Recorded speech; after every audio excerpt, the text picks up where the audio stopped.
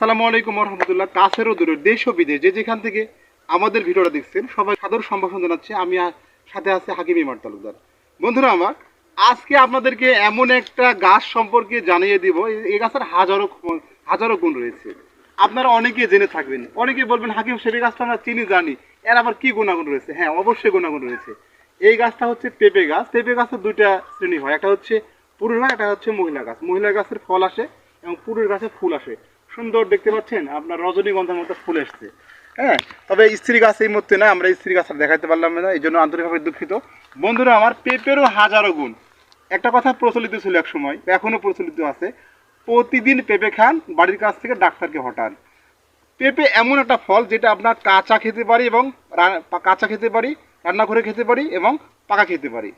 আপনি পেঁপে খাবেন যাদের পরিপাকতন্ত্রে অর্থাৎ স্টোমাক সমস্যা রয়েছে, পরিপাকতন্ত্রের সমস্যা রয়েছে, যাদের প্রচুর পরিমাণে গ্যাস হয়, অ্যাসিডিটি হয়, এমনিতেই আপনার হজম হয় না, তাদের জন্য পেঁপে একটা সুন্দর সুপ্রিয় খাবার। যাদের যাদের আপনার কোষ্ঠকাঠিন্য আছে, কোষ্ঠকাঠিন্য সমস্যায় ভোগেন, যাদের স্টুল একেবারে সমস্যা, দু একদিন পর পরে ওয়াশরুমে যাওয়া লাগে, টয়লেটে যাওয়া লাগে, তারা কাঁচা পেঁপে খাবেন এবং রান্না করে খাবেন। কাঁচা পেঁপে খেলে আপনার পরিপাকতন্ত্র ঠান্ডা থাকে, শক্তিশালী হয়। এবং পাকা পেঁপে যদি খান তাহলে পাকা পেঁপেতে অনেকগুলো ভিটামিন এ, বি, সি এগুলো রয়েছে। তাছাড়া আপনার ফলিক অ্যাসিড এবং আয়রন রয়েছে, যেগুলো আপনার সুস্থ সবল দেহ গঠনে পেঁপের গুরুত্ব অপরিসীম।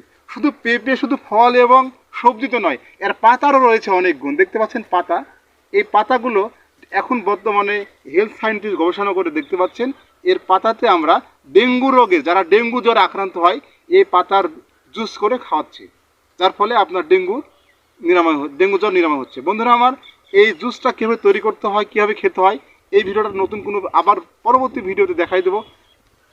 আজ এ পর্যন্তই। সবাই ভালো থাকবেন, আল্লাহর রহমতে সুন্দর থাকবেন, এই প্রত্যাশা শেষ করছি। তবে হ্যাঁ, আমাদের ভিডিওগুলো যদি ভালো লেগে থাকে অবশ্যই লাইক, কমেন্ট, শেয়ার করে আমাদের পাশে থাকবেন। আসসালামু আলাইকুম রহমতুল্লাহ।